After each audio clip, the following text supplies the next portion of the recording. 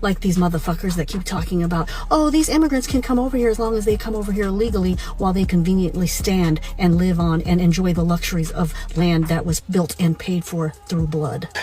Oh, she's really going to hate learning about world history, as in any history on any continent, barring Antarctica, okay? And she's really going to hate learning about what the Indian tribes did to each other before the Europeans threw their hat in the ring and joined the Royal Rumble and laid the smackdown on their candy donkeys.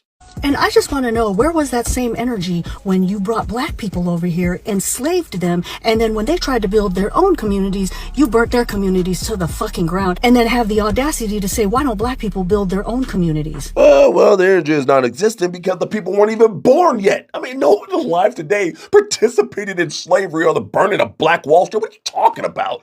And there are predominantly black communities all over the U.S. I mean, have you ever heard of the South or Black Beverly Hills or Princeville, North Carolina, huh? I mean, last time I checked, none of that is currently being set on fire by roving bands of white people. And while we're here, DEI didn't appear out of nowhere. It exists because exclusion existed first. How you conveniently seem to forget that. Well, DEI appeared out of a more Marxian theory lens, and it now destabilizes America through this radical egalitarian type of philosophy, right?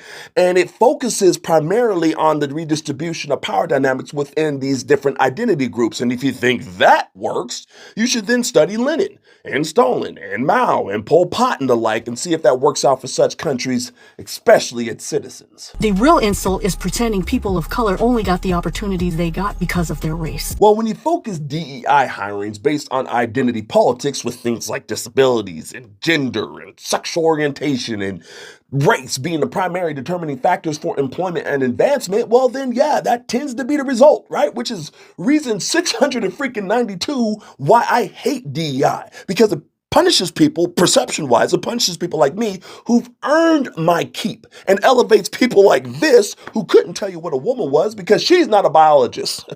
By the way, guess which one's the DEI hire? And let me give you a hint.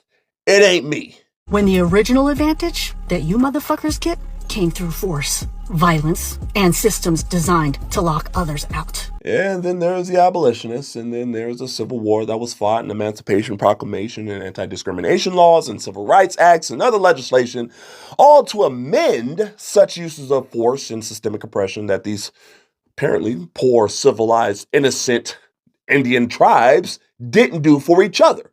And certainly not the Islamic colonizers who you leftists are now in bed with and all snuggled up with your burqas on. I mean, you might want to ask them, the Islamists, about their colonizing techniques and their power and their force and their systems of oppression.